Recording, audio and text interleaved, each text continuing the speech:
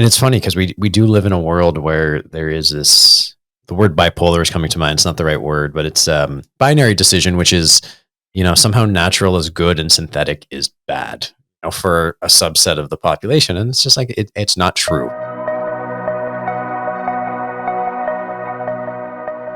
Hello, everyone, and welcome to Field Tripping. Joining us today is one of the leading attorneys in the psychedelic space who helped champion the effort for approval of the Colorado Natural Medicines Act, or Prop 122, a law that was recently passed in Colorado decriminalizing psychedelics and creating a framework for legal regulated access to psychedelics. His name is Joshua Kappel. In 2022, Josh was recognized by his peers in the Best Lawyers list for his work in the cannabis industry. Josh, thank you for joining us today. Are you ready to go field tripping? I am, and thanks, Ronan. Thanks so much for having me, and and for the kind words as well. It's been a very fascinating last couple of years here in Colorado.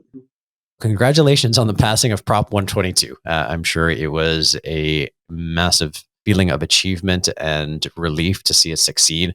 It's a huge win for Colorado and frankly for people all over the world. One small step for Coloradans, one giant leap for mankind, so to speak.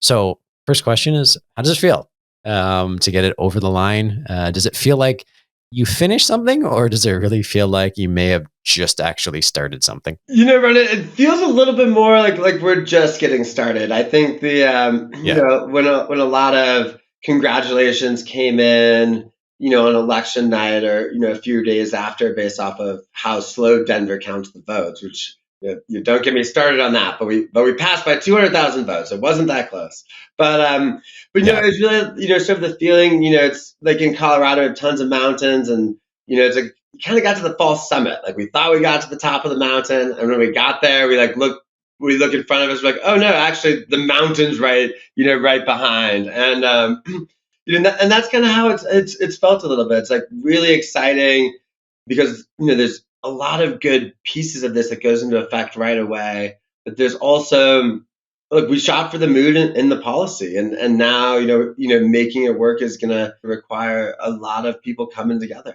So that's a great transition, which is, can you tell us about Prop 122, what's included, how it works, how it's going to roll out over the next 2 years, and just the process from here?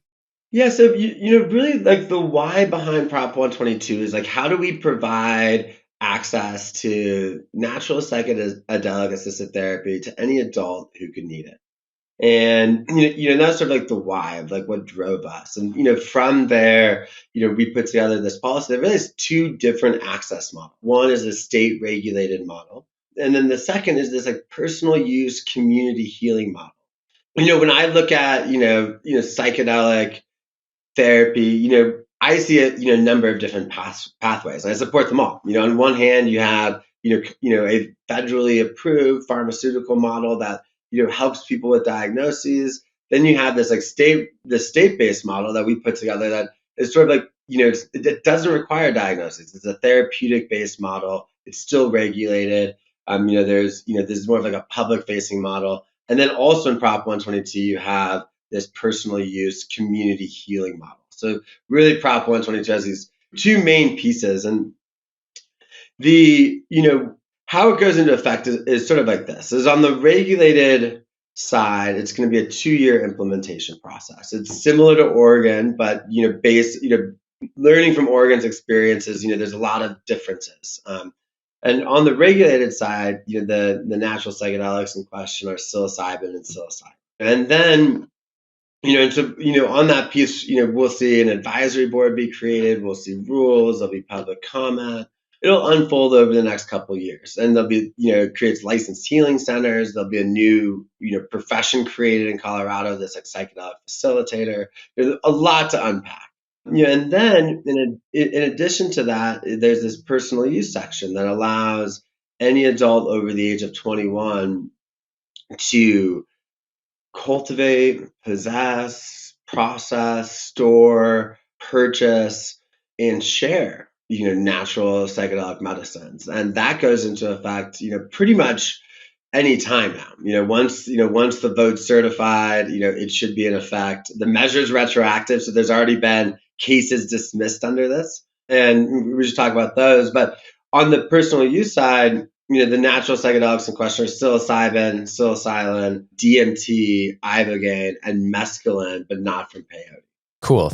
Thank you for that. With respect to the personal kind of community-based healing, in other words, you're treating people with dignity and respect to make their own decisions, which is kind of nice to hear, right? I mean, it's so innovative and it's like actually so friggin' elementary. It's almost infuriating. But that's a really cool, it is an innovation. I mean, if you look at Oregon as a framework, this is, I think, a really essential piece to normalizing in a very constructive way. So let's just kind of unpack them a little bit. So in the state regulated model, sorry, remind me which compounds are going to be covered or which plants are going to be covered by? Yeah, so on the state regulated side, it's psilocybin and psilocybin to start with. And then, like maybe, and we'll see, like, the advisory board can make recommendations of adding ibogaine, DMT, or mescaline, but not from peyote to it after 2026. And it's interesting because it's like some of these substances are more suited for regulation than others, but there's a lot of cultural considerations to like unpack and regulating any of them. But, it's a lot of folks would say like, hey, ayahuasca circles shouldn't be regulated. Like we shouldn't put the government in between in these like intergenerational wisdom traditions. Or to say like, but Mm-hmm. ibogaine, which is like very, very effective for your kicking heroin addictions, that should be regulated. There's like actually like a safety profile and safety screening that needs to happen. But either way, we just have to figure out like the sustainability issue. So to your question, though, it's like we start on the regular side with psilocybin. Maybe we add in these other substances. Maybe we don't. We'll sort of see, how this unfolds. Okay. And in that context, there'll be licensed locations for it, kind of similar to the Oregon model as part of it. And then you're creating a new profession of psychedelic facilitation or facilitators. Are those the sort of two key components of what the program will look like? And I guess there's going to be a manufacturing considered. Yeah, so on the regulated model, the businesses that'll be licensed will be these healing centers, and they're unlike cannabis. From our prior years, the unlike cannabis, it's a one size fits all license right now. So the healing center will be able to manufacture, produce, process, sell to other healing centers, and be a place for natural medicine services for the psychedelic experiences to take place. And and so that's one license. So they'll be licensed by the state. Right now, the Department of Regulatory Affairs is in charge, and they'll be licensing them. There will be sort of like over like zoning regulations by local governments. It's not like Oregon; local governments cannot opt out. Our thought is, our thought in that is that actually, if you have an opt out provision, it's will just be the progressive parts of the state that have natural psychedelic assisted therapy, and obviously the entire state needs it. And Yeah. on that piece, and then the licensed facilitators will also be licensed by DORA. The idea is to have like a tiered facilitator training or a facilitator license where maybe there's a facilitator one license that's just like the trip sitter, that does non-directive supervision, whereas maybe a higher tiered license is someone who's actually providing psychedelic assisted therapy in one of these experiences. And so that's the thought on the facilitator side. Another key piece, though, is there is a mandate that there's regulations around facilitators coming to private residences and also to other healthcare facilities. And so, sort of like the Okay. reason there is like, around like end of life care, and and some people don't want to go to a state regulated facility. They'd rather be in their own home. So we have to figure those pieces out, and and to figure out how to creates psilocybin services at nursing homes is gonna be quite a tricky feat.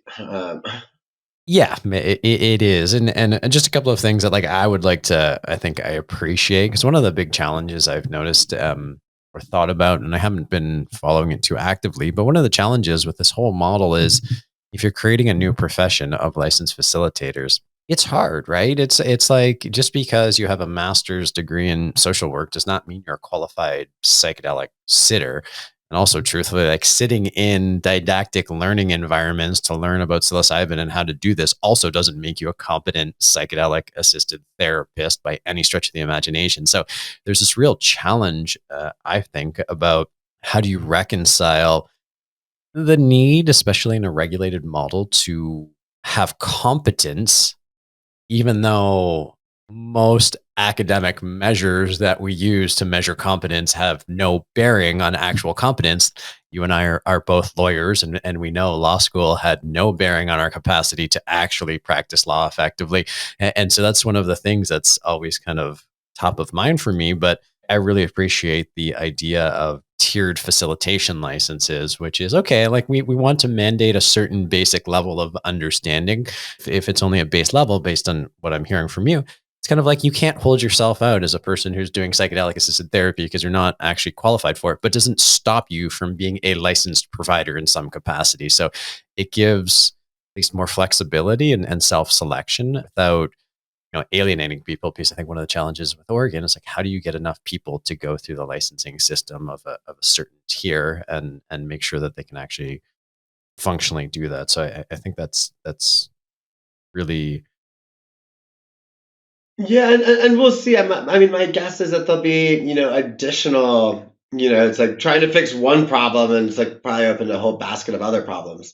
Because it's like, how do you actually know if someone's coming in for a spiritual experience or for trauma? It's like sometimes the medicines have their own way of dictating what they want to work on. And so we'll see. We'll see. And another thing that's interesting, I love your thoughts on it, is like, what sort of like training requirements should be required? Like, is this like, oh, 200 hours, like a yoga teacher training, or is this 10 years or 15 years, like a psychiatrist, or somewhere in between? Like what does make sense, in terms of like hours? And I think you hit on something very key too, which is like the practicum experience. Like, how do we actually provide people with practical experience here too? And with that, then like learn from other like intergenerational traditions. I don't have great ideas, right? I mean, as we know, regulation is a blunt instrument, and whatever we do, it creates as many problems as it solves. And that's why I've become fairly libertarian in my old age, which is like for every good regulation, you're creating an unintended consequence, which is going to require its own regulation. And it's just a never ending cycle. And that's why we get tax acts that look this big and securities acts that look this big. And they just become ridiculous and useless, to be quite honest. And they have so lost connection with the original purpose to what they set out to do that it builds its own infrastructure, and there's lawyers and entrenched interests, and it just becomes a mess. And so I know people don't like hearing this, but I'm a believer that it's like we need to trust people to make their own decisions. Right now, everybody who's dealing with psychedelics or having psychedelic experiences on an underground level is taking that risk on by themselves in the first place, right? They just kind of have to trust their network, their friends, their intuition to decide if someone is an appropriate facilitator or not. And truth is, by and large, it's working. And at the same time, some people have traumatic experiences and negative experiences, and that's terrible. To me, though, it still feels like that's the right approach. It is by and large working. It's happening globally, but it just kind of like, it's people don't like talking about the market in the psychedelic conversation, but the market is working, I think, pretty well right now. So how do we do it? I don't know. One idea as we were talking was maybe the idea of just people, have to self-identify how many hours of facilitation they've done, right? Not Mm. necessarily with a supervising, but I could know that Josh Kappel has now sat for 300 hours of ayahuasca ceremonies. And it's like, okay, that gives me comfort, but there's no perfect answer, to be quite honest. But I lean to trying to not over engineer it or let it work itself out, learn, see what we can do, not be reactionary like most policy is drafted, and just kind of adapt and evolve is kind of where I lean on. It's super interesting, especially like seeing it, from the cannabis space where it's like people made regulations based off of fear, like really made no sense. Almost all regulation is based that way.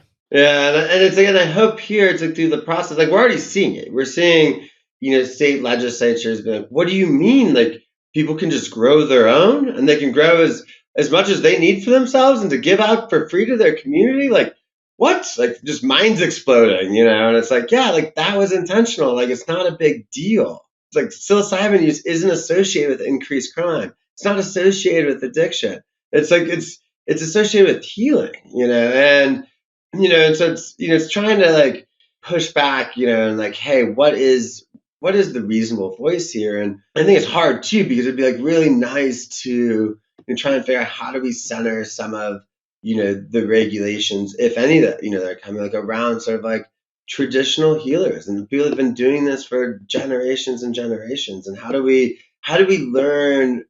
It's like how do we all collectively like build this together in a manner that's honoring these like prior traditions and current traditions while also and not appropriating from them, and like what does that look like? And because I think it's and then how does that clash with like our Western society that has its own its own speed and its own its own habits, to say things nicely.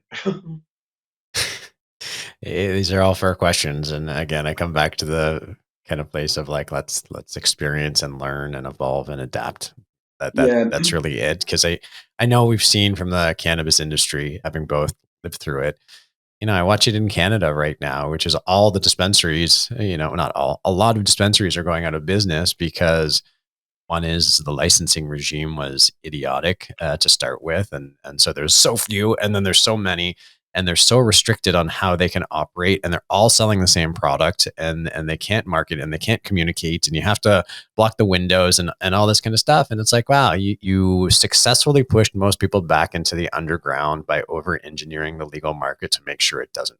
All well intentioned, but it was too much, right? And then you walk out and there's an LCBO in Ontario. All liquor is sold through the Liquor Control Board of Ontario. They're turned into beautiful stores. But it's interesting because if you go back 30 years to buy booze in Ontario, it was, I don't think you had this in the US. Maybe you did. Is there's a store called Consumers Distributing where you'd walk in, fill out a little piece of paper, you'd hand it to the person at the desk who would go into the back and come out and bring you the package. And that's how the LCBO in Ontario worked for a long time. You'd go in, you write a piece of paper. This is before my time, or I was too young for it. And they'd give you something in a paper bag. Like it was shameful to walk out with like booze.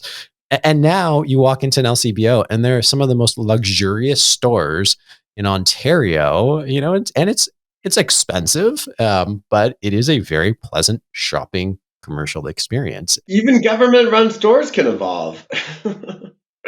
Totally, especially when there's money to be made in it, right? So one thing I think that's like I'm really proud of in Prop 122, and we mentioned earlier, is this like dual approach model. Because literally, if they overregulate the regulated side, everyone's going to stay in the personal use community healing side. And if the personal use community healing side doesn't self-regulate and it becomes dangerous, everyone's going to go to the regulated side. So we actually have like a counterbalance. There'll be like an interesting study of like regulation versus unregulated markets. Now there's differences between the two. On the personal use side, you can't like commercialize it. There's some exceptions. You can't advertise. It's meant to sort of like protect the existing community. And the regulated side will be this like public facing regulated model, but they'll still be both models, and we'll see how they play off of each other. I truly think is a beautiful approach, right? It gives people the opportunity to figure out what works for them, and I think where it lands is probably some people are like, you know what, I don't feel comfortable going to Josh, the community ayahuasca healer. I really would like someone who's got a psychotherapy degree, and that's what I want to do. And now there's that program for it, and I can do that. Or I can also just like go to Josh and have my experience because I deeply trust him and I've known him for 20 years and I've seen the work he does and I have respect for him. It's like, cool, that works beautifully. It's interesting because it's like something we've been kicking around it's like I kind of want to go to a guide or a healer, or a shaman, even though I hate that word, but at least used outside of like a very traditional context, Yeah. but it's like kind of like, hey, what is your experience with the medicine? It's like, how many bad trips have you had? Like how many people have you dealt with that have been like completely destabilized and you've helped them integrate? It's like that sort of like to me is like so much more practical and real than like, oh, you've completed 500 hours, and and passed the test. You aced the test, on your laptop. Yeah. Yeah. One question I have is this is called the Natural Medicines Health Act. And we know that there's a number of psychedelics that are not naturally occurring, MDMA, LSD, 3-MMC. Why only natural products? And I guess a related question is just in terms of the healing centers, what is the regulation around cultivation going to look like? Is it going to be severe like we see with the cannabis industry, or is it intended to be a little bit more flexible? I'll take the cultivation one first. It's a little to be determined. It's like there's a mandate of like creating like safety requirements. There's those packaging and labeling and testing, but it's this isn't like how Prop 122 is without there being sales. Like the supply side of this market is going to be pretty small. And you could probably one company could probably grow enough mushrooms for like not that much space for the whole state of Colorado. And as someone explained it to me the other day, they're like, yeah, it's like if you're making microdosing products, the cost of the capsule is more expensive than the cost of the mushroom. And so it'll be interesting of like what did that supply side looks like. I wouldn't be surprised if we saw the same agency that regulates cannabis try and make a push to regulate to regulate production here, and then hopefully if they do that, they don't add like the same onerous sort of restrictions. But we'll see. So what the actual regulation of cultivation or processing looks like will be at the end of the day decided through this through this like public rulemaking process. Does that give you any heartburn? One of the experiences I've had throughout my career is that regulators like to regulate and entrench their role and keep themselves in business. Again, it's like it sounds like I'm being somewhat conspiratorial. I'm not. It's not that I think that people who are doing this work are ill-intentioned. I think they're very well-intentioned and seek to do the right thing. It just doesn't always get played out, and so what ends up happening is the byproduct of this is that regulators feel the need to regulate because that's their role, and that often leads to over-regulation in some instances in my mind. So does that worry you at all in this case? Oh, 100%. No doubt about it. I think, it's like that's why I think it's like we have such a large mountain to climb now because so much of this bill is kicked to the regulatory process and things, can go many, many different directions. You can see zero regulations to over regulations to regulations that make sense to regulations that don't make sense to, my rule of thumb with regulators, they generally pass regulations that make their life easier,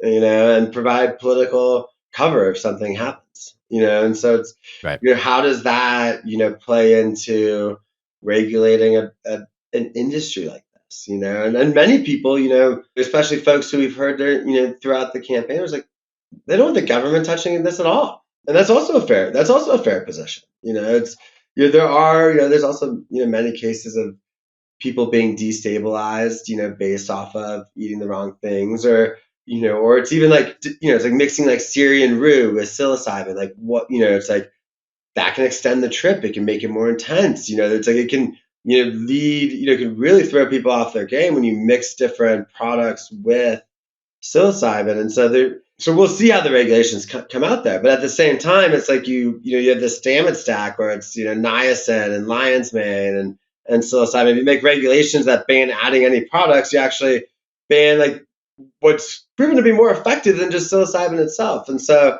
I'm with you. I have a lot of fear, not fears, trepidation maybe about like how this regulatory process will. I do really trust our governor's office and our governor. He was supportive on. I don't know. He was very supportive on Bill Maher. I recommend that you watch his little clip there. But I think there'll be a desire to get it right. Now that doesn't mean that the people who make these decisions at the end of the day actually know what right is.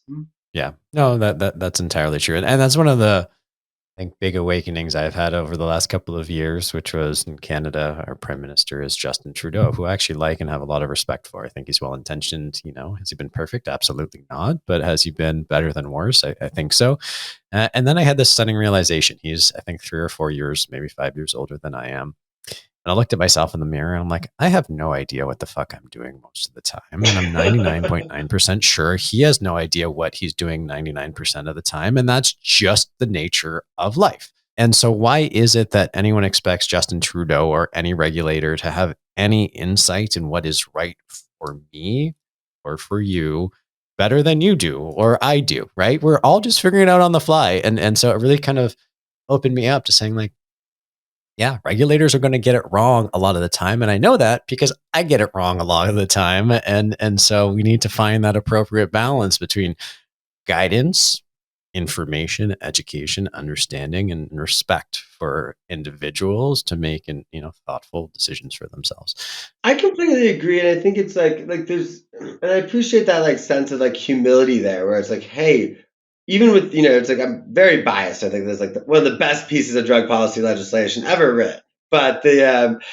the with that like we got things wrong. I don't know what those things are yet, but there's gonna be things we got wrong, and there's it's like through this process, like to really get to right, there has to be a level of humility, and the only way you can be right about something is if you admit when you're wrong. or also acknowledge that there can be many different ways in which you can be right, and those differ for different people.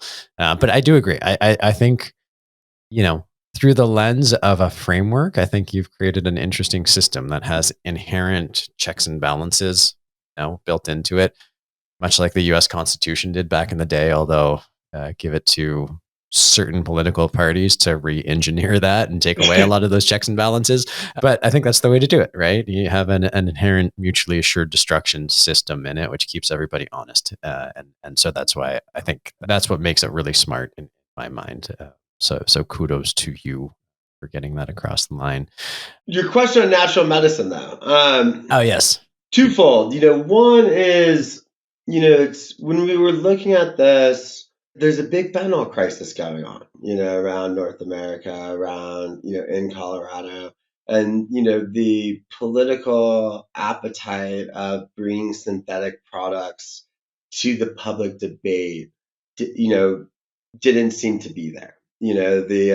Right. Because everyone's worried about, like no one's gonna cut LSD with fentanyl. I don't know if like that's like possible, but it's like, but that's like you have a lot of people that don't know anything about psychedelics and they just like assume the worst. And so part of where we had to draw the line, just make a political calculus, was just like natural products. Like everyone's should be okay with nature at the end of the day. And I think just fundamentally when you think about people criminalizing different plants, it's like the public doesn't really agree to on like this notion of like, oh, we should criminalize plants that naturally grow. We should criminalize fungi that naturally grows. Like, no, it makes no sense, And if people are like, hey, we should criminalize some synthetic substance that gets you really high, you're like, well, yeah, maybe, So it's a lot of it was a political calculation. Also, like looking at the fentanyl issue. And then another piece too is just like understanding the state-based lane, where it's, you know, look, you have folks who are developing all sorts of pharmaceutical drugs on one hand. And it's like, and so, we're not looking, back to what I said earlier, like, hey, I appreciate the all path model. It's like, to me, the state-based lane is more of a natural products model and it's more of a therapeutic model. And it's more of a personal agency model. And so that's just like how I look at it. With that said, though, it's like at some point, it's like, do people find a lot of benefits from LSD? Do you see studies going on? Do people microdose it? Should LSD be criminalized? Probably not. Like, is there a whole different safety profile of LSD versus psilocybin, especially when it comes to over intoxication? Yes. But that's the case of every drug. Like, every drug is different, and they have different effects. Yeah, no, absolutely. It is funny though. I mean, I was recently at a training for ketamine, and one of the people there, he's a scientist, he's a drug developer, and he was talking about the beauty of ketamine, which is not a natural product. It's a synthetic product, but it can be incredibly healing and super productively used. has some addictive qualities without doubt, but with conscious responsible use is not a risk for addiction or dependence. And it's funny because we do live in a world where there is this, the word bipolar is coming to mind. It's not the right word, but it's binary decision, which is, somehow natural is good and synthetic is bad, for a subset of the population. And it's just like, it's not true. I mean, I'm a big believer. I remember I was not a huge fan of Shakespeare when I was in high school. But I was always awed by his awareness of the human psyche. And I remember the line in Hamlet, which is, "There's nothing good or bad, but makes it so." And it's true, right? And there is nothing inherently good or bad. Everything just exists, and we make judgment decisions about what's good or bad. And it feels like it's become somewhat binary again, which is natural is good, synthetic is bad within a subset. And I get it. I mean, the political calculus to me makes a whole bunch of sense, right? It's just an easier conversation to have with natural products right now. But it's also a little bit unfortunate to see the gamification that has to be played with sensible, I think, policy reform. I think you're right there. There's this like binary, like natural is good, synthetic bad, and it's like people with ketamine, like we have clinics all over Colorado, and there's ketamine treatment centers, where there's ketamine assisted psychotherapy, and and it varies, and people find tons of relief, from ketamine, and it's a synthetic substance for sure. It's also ketamine's like one of the few substances in Colorado that they didn't defelonize personal possession of because they still think it's a date rape. And it's like so it's like Right. there's weird drug laws that go on. And I'm not like I'm not a chemist, but it's like a lot of times I wonder like at what point, does natural become synthetic? And it's like at what point are you mixing natural ingredients together? For example, with ayahuasca, you're mixing two different plants together in a brew. Is that like all of a sudden synthetic because you're like, there's a human process going into it? No, like no one's saying that. But it's like and that's why we have like a whole set of ultra confusing, regulations around organic and natural and the like in our, in our food supply system because it's a hard thing to decipher, where that line is. And then on top of that too, it's like you also get on the synthetic side a lot more like you have a really strong conservation argument. When there's conservation issues with ibogaine in Africa and in Gabon, and you have, conservation issues. Even the latest one I heard was around, like the Peruvian torch cactus and, different like San Pedro cactuses. Like, there is like a benefit on the synthetic side because you don't have that same, conservation issue. But I do believe there's like ways to like actually address like regenerative agriculture, address that. But there's like, good, environmental argument on the synthetic side as well. Totally. On that note, peyote was specifically excluded from the scope of the personal community activities. Why was that? Sort of based off of, and I did not have these conversations with the Native American Church, but the Native American Church in the U.S. has like made it known that they don't want peyote to be subject to drug reform legislation. I think in part, yeah, I don't speak to them, or for them, yeah, by any means, but like I think it's just like they're the stewards of this tradition, and just sort of like honoring their wishes and I think some of the reasons might be like we don't want to increase demand for it. It's already like a very, there's endangerment issues. There's a lot of different issues going on with peyote, and so it's like, hey, let's just take this out. Let's just take this out of. And there is, it's interesting. There's like with mescaline, there is, another 100 cactus that grow it. And most of those you can actually, it's like the San Pedro cactus. You can go, buy at your local, hardware store. It's legal to grow these cactuses. Every cactus but peyote is actually legal to grow in the US. And so anywhere, before our measure passed. So it's an interesting, interesting layered and nuanced conversation. Totally. And it's going back to my general hesitation around most regulations and how they just keep opening up new problems to solve. Anyway, moving on. In preparing for this conversation, I was reading through some of the objections to the passage of Prop 122. And so I was just going to put them forward to you I mean, it doesn't matter now. It passed, but I'm curious to hear your thoughts on how you respond to some of the opposition that was voiced to it. So One came from the Denver Gazette, where it said Prop 122 would legalize mushrooms containing psilocybin and psilocin and other hallucinogenic drugs used mainly for recreation. Ignore the smokescreen about psychedelics use in therapy. Prop 122 means more impaired motorists and minors. How do you respond to that? Yeah, no, I mean, I think, I think the Denver Gazette, really misses the point that this is about recreation. It's not. It's about therapy and it's about healing. Yes, there's, a decriminalization model and it decriminalizes, certain natural psychedelics. But as we just talked about, like some of them are already legal to grow as it is.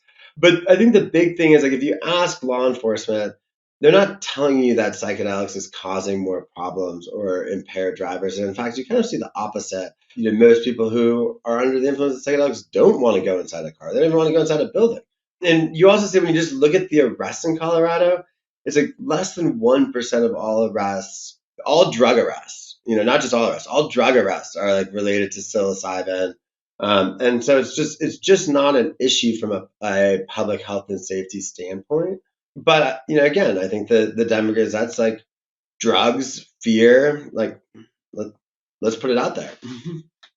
Totally. Not to mention, it's like there are appropriate laws in place to disincentivize impaired driving, right? We don't need to categorize different drugs. It's like impaired driving, whether it's your phone, which is also basically a dopamine drug, or alcohol or otherwise. It's like there is infrastructure in place to address that. And so, again, I think it's about education and making sure people act responsibly. Not everybody's going to act responsibly, but I do feel like we've moved to a society where we've taken responsibility away from people. And so people act irresponsibly, in many cases, unfortunately. Right, right. I completely agree. It's like driving under the influence of mushrooms was illegal before this passed, and it's illegal after it passes. And we have a whole system of pulling over impaired drivers, and it's something actually Colorado takes very, very seriously. We have very strict laws around it.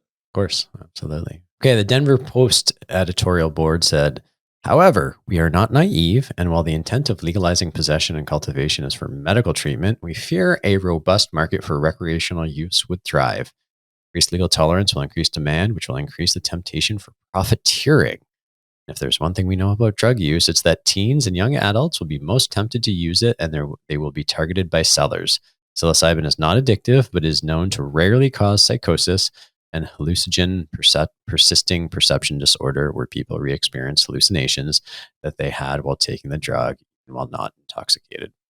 How do you respond to that one? A couple points there. It's like psychedelics isn't for everyone. I think it's like, people a lot of times think, psychedelics is some panacea that's going to cure all their problems. And it's just not the case. It's like there's times and places, and for certain people who, need to break habits, it's really good. And for people who aren't very stable as they normally are, it might not be the best. And, so yes, there is, it's not, there is some issues around it, but ultimately, though, like when we look at the measure that's actually put forward by the voters, it's like for what people actually voted on, they didn't vote on a robust market. They actually voted on supervised use, like the most regulated sort of like way to like unroll a drug possible. It's like you can only use it under the supervision of someone who's licensed by the state, and there's no sales. And so, the Denver Post kind of like setting up this like, false and I kind of like a straw man, and and trying to get people to vote at the time. It's like trying to get people to vote no on something that wasn't actually in front of them. So it was really a false argument. Now, look, will there be, will there, in the U.S. or in Canada, will there be a market around microdosing? I sure hope so. There's the last number I saw was like 600,000 people microdose like on a regular basis, and should they be taking products that aren't tested, that have no like safety profiles because they're on underground? Like that doesn't make any sense. But that's not where we are today, and that's like, and who knows if we ever actually get there? But from a public policy standpoint, we should think about it. In this case, it's just talking about supervised use for for really any reason or no reason. It can be therapy, it can be a diagnosis, it can be spiritual. It's like, it's pretty broad, but it's also really, really controlled. This is one that's trickier, and it's a topic that I'm still learning about, and stepping on people's toes sometimes when I share thoughts, and so I recognize that I have a lot to learn. But always trying to learn both from the indigenous community as well as people not in the indigenous community, trying to find a holistic understanding. So this one came from the Native Coalition Against Prop 122, which said that Prop 122 stands to threaten, exploit, and commercialize indigenous peoples and spiritual traditions. It ignores critical issues pertaining to stewardship, conservation, intellectual property, and fair trade practices. This bill misleads and falsely informs the public. The bill is opposed due to the rampant neglect, abuse, and harm that has already occurred within psychedelic research. Further, it is opposed because the bill's co-authors have positioned themselves to profit from the legalizing and medicalizing of natural medicines to the exclusion of the greater community. It lacks inclusion of disproportionately impacted communities. The passing of Prop 122 positions these natural medicines for extractivism, some of which are not indigenous to Colorado, by those with limited understanding and knowledge of the medicines and their application. Sorry, this is a long one, which will ultimately create further inequities, criminalizing and desecration of the sacred. There's a lot in there, so you don't have to talk to every point, but obviously there is concern about indigenous perspectives and attaining their traditions without being exploited in kind of a capitalistic model. So I know you touched on it a little bit, but would love to unpack that further. Yeah, I mean, I think first, this like coalition is, it's kind of like, I don't know who it is. They didn't put a name on it. There's no contact information. People have tried to get a hold of them. Like no one knows who it is. So we don't know like what indigenous voices are you actually speaking for? Like I think it's like a big question. And then there's a lot of like, and to say that like the indigenous community speaking one monolithic voice is just not true. There's people who come from all different like spectrums, and one of the one more larger groups working on indigenous plant medicine, Sharkuna did endorse our measure. So it's not like, Right. It's, hey, there's people against it, there's people for it. Well, actually, that is what it's like. It's not like everyone's against it.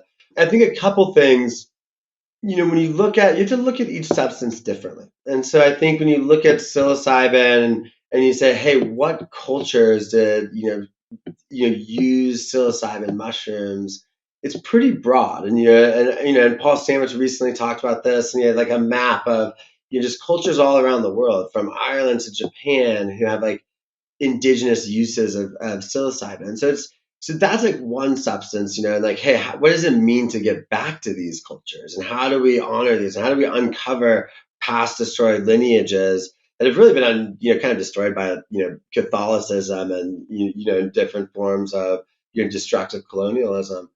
But then when you start to look at other pieces of this puzzle, like ayahuasca or ibogaine, and each one needs to be analyzed separately, and like, what does that tradition actually, what are they okay with, and what are they not okay with, and that's why it's like in our measure, we're not regulating ayahuasca.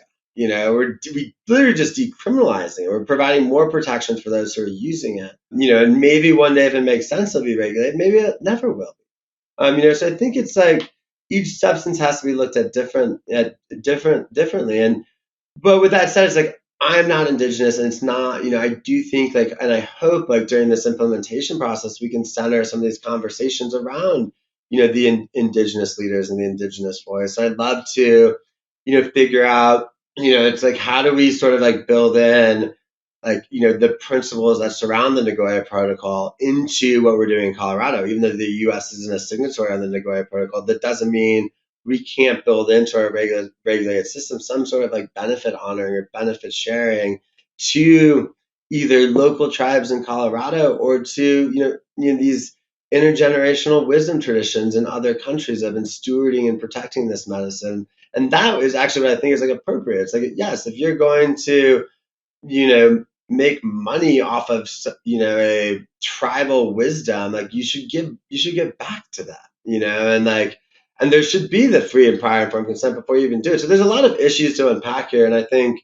we'll just see how this all unfolds, through the implementation process. And there's and we get criticized for this too, because it's like on the advisory board there's no reserved seats. It's like, hey, you need to experience these various different areas, except there is, it's like the only reserved seat is for someone with like, with a experience of the indigenous use of these medicines. And so it's like, we're trying our best. And when you look at like our equity-based program that's even built into this, there's supposed to be, preferences for those who have indigenously used these medicines, both in obtaining facilitator training licenses or healing center licenses or access to these medicines on the regulated side.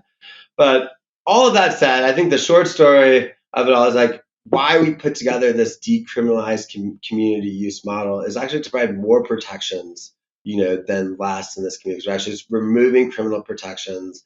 We're instituting civil protections around child rearing and professional licensure if you're engaging in the personal use of these medicines.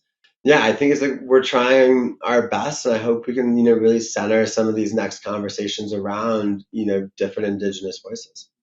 No, I appreciate that. And I'm not asking these as a gotcha. I'm genuinely asking for like my own understanding about people's perspectives and how you respond to certain objections and work with them and all that kind of stuff. So I hope, it's coming across from that intent for me, which is I'm just learning. I'm curious to know how everybody's approaching these issues and responding to them. And I appreciate that. And frankly, like I'm just learning too. Like we're all just learning, Yeah. Going back to my point about Justin Trudeau, Matthew Duffy said, while this may sound like a good thing to people who want to see increased access to psychedelics, this initiative is designed for corporate control, largely restricting access to corporate-owned healing centers. Frankly, the NMHA is not a step in the right direction. It's a leap in the wrong direction. The NMHA is a corporate power grab, setting a corrupt foundation for the future of medicine stewardship in Colorado. Now, I think you have spoken to the fact that there's these two balancing approaches to it, which is the community use and the healing center. So I think we may have touched on that, but curious to know if there's anything else you'd like to elucidate in responding to that one. I think besides the obvious that if we were making a corporate power grab, we would have drafted this a lot differently. Like, there's a limitation on, it's like an individual, not even a company, individual can't have an interest in more than 5 healing centers. There's sort of like a built-in ESG screening process that screens out companies that don't have, enough like, business practices that match the values of Colorado. There's not sales involved. There's facilitators that can, practice at private residences and nursing homes. It's like, it's far from, a corporate power grab. And a lot of the people involved really though, a lot of philanthropists. And I think the big issue, that has like, well, how could people put so much money into this measure if they don't have their own financial gain? And it sort of like ignores this notion that like, hey, there's actually a lot of people that just made a ton of money and psychedelics have changed their life and they want to make this more available. It's like this, hey, how do we rile up opposition? Well, generally it's like create fear of the unknown, and you demonize and you impute motives and so a lot of, I think in that piece, it's a lot of rhetoric without substance. Yeah, no, I think that's entirely fair. And even this morning, there's an article about how in Canada we have access to the special access program, which enables some access to psilocybin. And Thomas Hartle, who's well known, has been on this podcast. He had to wait 440 days for an additional approval for his next approval for psilocybin. It's just infuriating and mind blowing how, going back to your point, which is like this is a natural product that grows out of the ground. And this is a person who has stage 4 cancer and he has to wait 440 days because, quote unquote, there's not enough research. And that really kind of ties into the last objection that I wanted to read, which was from Luke Neforitos. I'm sure I'm pronouncing that wrong. We should not replay the public health harms that surrounded the rush to legalize marijuana. Instead, we should learn from history and wait for researchers to learn more about potential harms and benefits. Costs of getting this wrong are too steep for us to proceed without understanding all the potential side effects. Till we know more, we should reject the legalization of psychedelics. It will be another, quote, bad trip for Colorado. And I guess, I'm curious to know specifically with respect to the legalization of cannabis, which I know you've instrumental to. Have there been any real significant stories of negative health? I mean, I've seen the occasional article about someone's like, oh, my son died because he had a heart attack after smoking cannabis, which, based on everything I know, is probably a dubious assessment without other considerations having to be considered in the totality of the circumstance. But yeah, I guess what has the experience with cannabis in Colorado been, and how does that pertain to any insights into psychedelics? Yeah, I mean, I think like first thing, I'm pretty sure Luke is a professional anti-cannabis, lobbyist. So like I think it's worth Okay. noting he makes his money perpetuating, criticisms of the cannabis industry. I mean, overall, it's like, look, it's public opinion shows people in Colorado are fine with the cannabis industry. Like the sky hasn't fallen. It's not a big deal. The tax revenues come in. Use among youth in Colorado is down. And so it's like overall just not a big deal. Now, with that said, there is like a vocal opposition of sort of like progressive moms in Boulder who blame their children's like not becoming a doctor on them smoking dabs. And so there's this voice that like absent dabs, my kid would have done everything I wanted that kid to do. And so that's led to like different conversations around potency restrictions and the like. And so there's been this like demonization of cannabis. And I do think there's like some issues. It's like when you look at how cannabis treated like the sort of legacy grower versus, it's like the new sort of like, larger monopolistic companies. I think there's like some fair criticisms of like, hey, is, did cannabis turn out to be the industry we wanted it to be? But a lot of those criticisms come from folks who have issues with extractive capitalism overall. When you actually compare it to cannabis, I think it's a fault. Well, one, I think most people support cannabis, in Colorado, and they have, for 10 years now. But I also just think it's different. It's like psychedelics. It's like they're not addictive. They're not. You don't use them every day. They have transformative. They have a lot of transformative properties to them, and I think a lot of people who use psychedelics too like don't drink as much. And like and probably like don't even smoke as much weed. And so it's you really just talk about very different substances. All right, let's talk about you. So you're a practicing lawyer. Did you always want to be a lawyer? Was that a dream from childhood, like I had imposed on me, kind of by virtue of my mom? And I'm sure I shared this story on the podcast before, but I grew up and my parents had a pretty ugly divorce. And so growing up, there were a lot of lawyers around. And I remember one day I was sitting there playing my Commodore 64 because we had a Commodore 64, which was pretty rad back in the early 80s. And one of them sat down to play with me and he was a nice guy. And so I remember saying to my mom, I want to be a lawyer when I grow up because he was a nice guy. And I was kind of never allowed to forget that. Now I'm blaming my mom way too much. Obviously, I took that and ran with it as well. And ultimately realized that the legal profession was not for me. But what was your story into the practice of law? And then subsequently, what grabbed your attention to practice in these very emerging spaces of cannabis and psychedelics? I find my story interesting, but I don't know if other people do. But in in short, I grew up in a very fundamental Christian household. Of Oh, really? Okay. really religious. Went to the same school as I did church, and and at some point, it didn't make sense to me. Like there's like something that was off, and it was actually kind of tied to a psilocybin experience. Around like early 18, not 21, so you definitely judge me, but and that really opened my eyes. It sort of like integrated this notion of like, hey, you can still want the world to be a better place. You can still like want people, instead of like playing in the afterlife, like you can still try and like bring heaven here to earth. And that sort of sent me off on a quest of drug policy reform. And in college, I was involved with we started a Students for a Sensible Drug Policy chapter, and we ran a lot of campaigns on our like small undergrad campus to rabble rouse and try and push drug policy issues forward.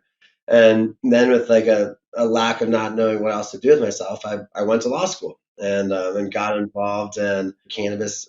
Actually, we were fighting for medical cannabis patients, and it was there's like a big question of like whether I was going to go work at a large firm or work at this nonprofit trying to protect medical cannabis patients. And I was like, well, let's go with the nonprofit. And so I've been on this quest, for the last, I guess, like 18 years of like, how do we, reform our drug laws and bring more agency and more, just give people more agency over their consciousness and like allow them to decide how they want to experience the divine and the sacred and recreate and sort of like just explore who they are as a person.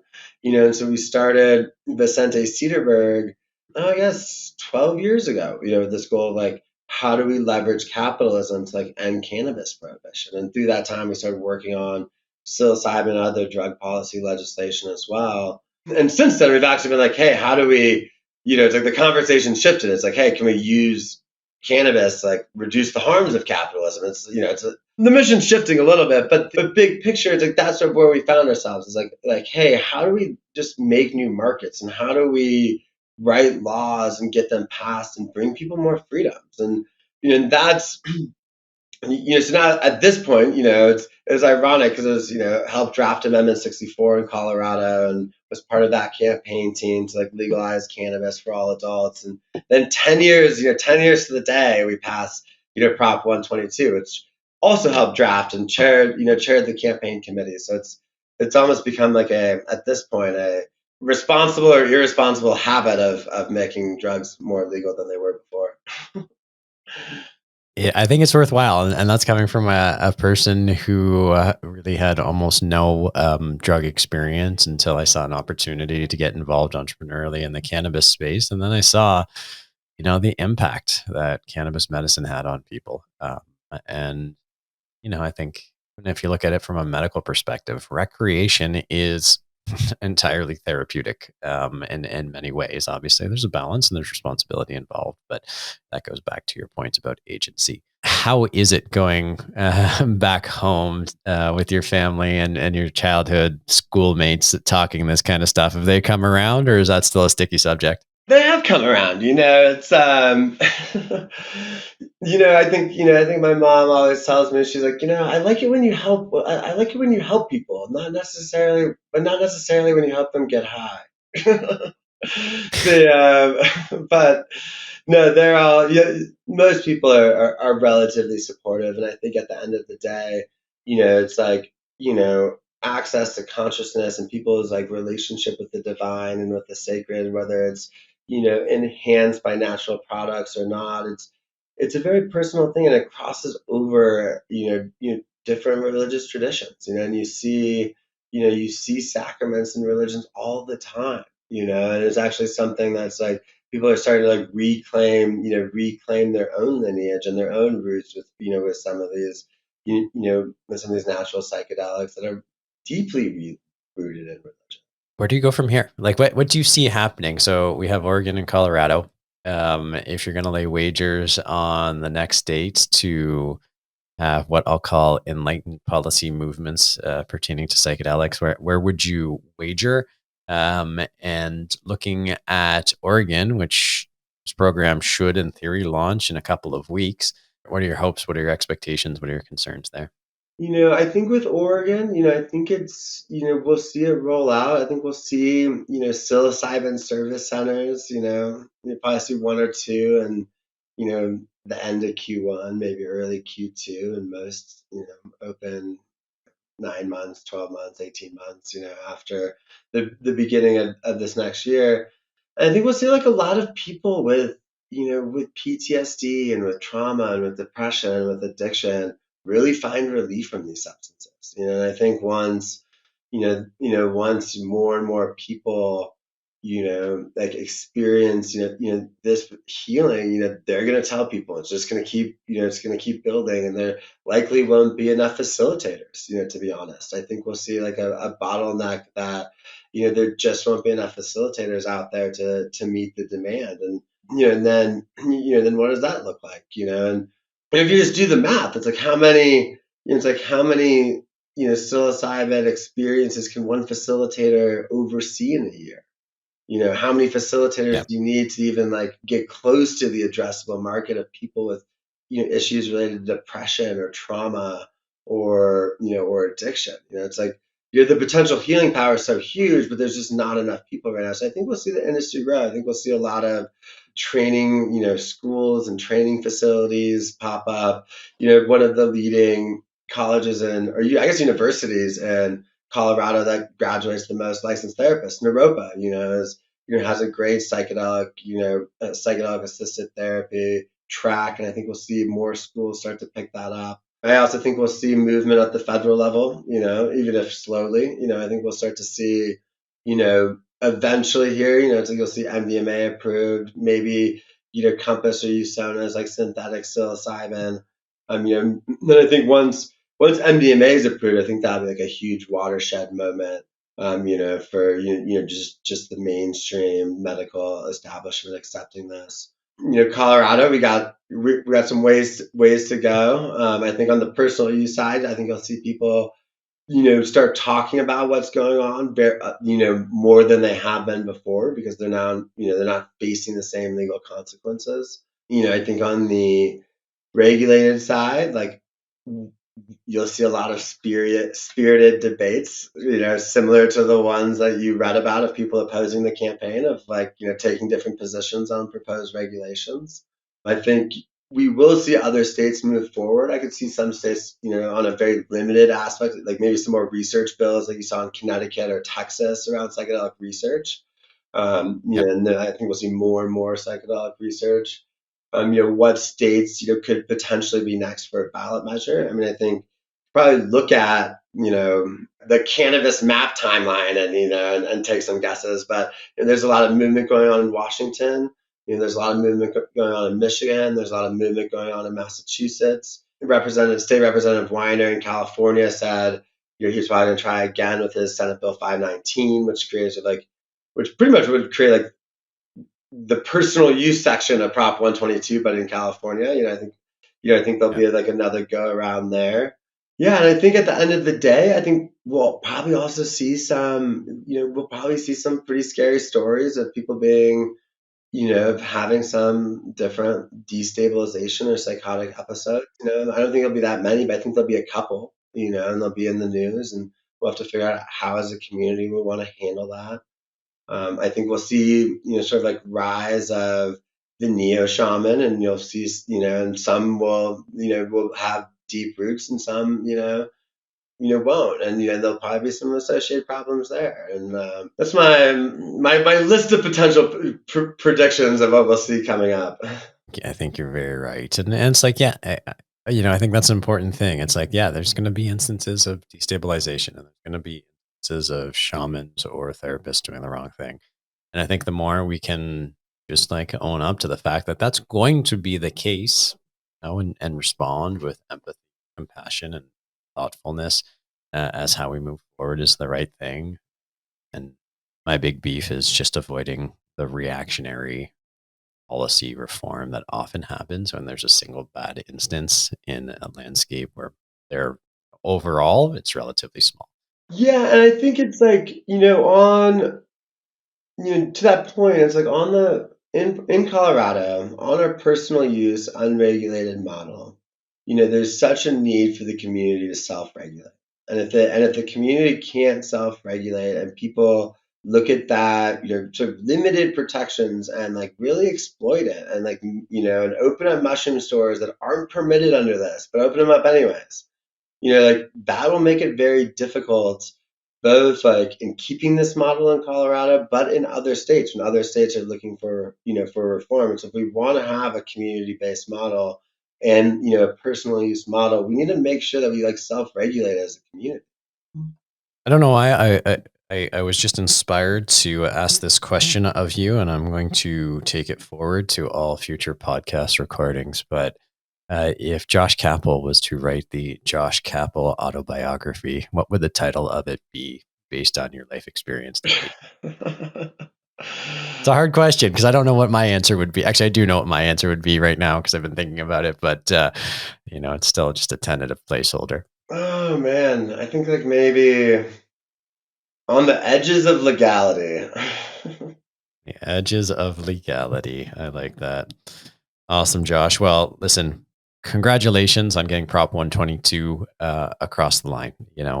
Whether pro Prop 122 against it, it doesn't detract from the accomplishment and amount of work and effort, convincing and fundraising and all that went into it. And so I think that just deserves recognition in and of itself. And obviously, personally, I'm very supportive. I think it's a very smart approach to drug policy reform as it pertains to psychedelics that creates the right balances. So kudos. Thank you for doing that. I do really believe that it was one small step for Coloradans, but it is like a big step forward for humanity in advancing an important conversation. And I also want to thank you for taking the time, to join us here. I'm sorry we didn't get it done before the election, but I'm glad we got it done. And I want to continue. Obviously, we'll have continued conversations because I'm sure our paths are going to cross often in the future. But I wish you the best, and thank you for sharing your thoughts. It's been very instructive and informative to me. Ronan, thank you so much for having me. And any thanks to me for the passage of Prop 122. I definitely have to deflect to the community in Colorado and the team and the funders and even the people who oppose this eventually, but provided insightful impact on insightful information on creating this whole community healing and personal use model. It's really a big shout out to all of them of getting this over the finish line. And appreciate being on here. Thanks for letting me talk about psychedelics and talk way too personally about myself, but but I appreciate it. Oh, my pleasure. I think it's important, right? One of the dirtiest words in the English language in my mind is the word professional, because it means we have to wear two different faces between what is work and what is home. And it's like, that doesn't make sense. That inherently creates perverse outcomes in my mind. So it's like, let's all just be real, acknowledge our strengths, acknowledge our flaws. I think we will have a much more humane world to live in if we recognize that we're not perfect and have a lot of compassion for each other. So thank you for sharing your personal stories as well. I know it can be deeply uncomfortable, especially for someone in a regulated position or profession. So it's extra meaningful from my perspective. Well, I appreciate all that, and I actually do echo. I think the more we can integrate our entire selves into our work and into our social lives, the better the world will be, as opposed to putting on a mask to show up in one spot and taking it off to show up in another. Absolutely. Beautiful note to end on. Thanks again, Josh. Have a great afternoon, and then we'll talk soon. Permit me to tell a brief story. Last night, I was out for a dinner at a restaurant called Judeline on the Danforth in Toronto. Anyone who lives in the city ought to check it out because the food is actually quite fabulous. But that's not the point of this reflection. The point of this reflection is that while I was at the restaurant, a song came on, and for whatever reason, its lyrics captured my imagination. They went something like, "Don't ever let me ever let you go."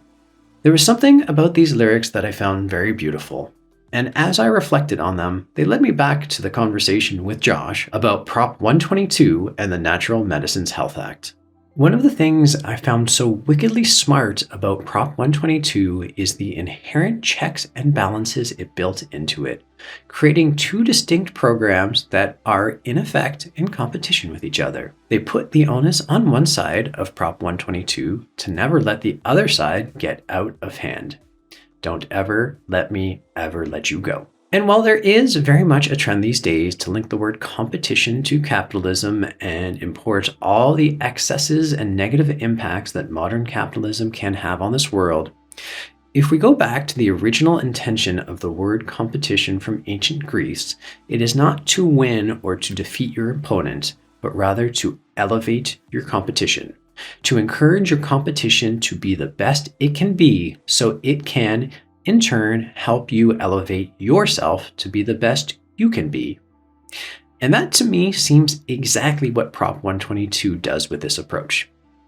Now, Prop 122 certainly isn't perfect, and as I said in the conversation with Josh, I'm still learning and trying to figure out my own internal integrity of balancing all of the interests in the psychedelic space, and frankly, life in general. But to me, this feels like the right way to start. As Charlie Munger once said, "Show me the incentive and I'll show you the outcome." But here, I don't think that's such a clear answer, and that's probably exactly how it should be.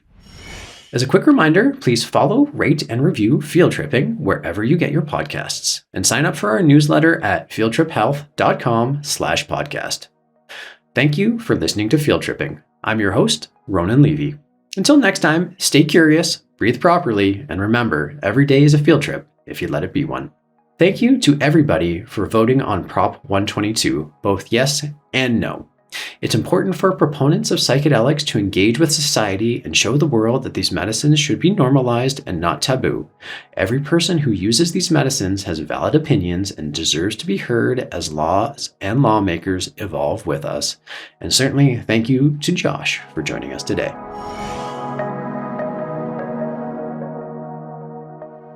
Thanks for tuning in, everyone. Click the subscribe button to my left to never miss a release, and click here to check out past episodes. See you next week.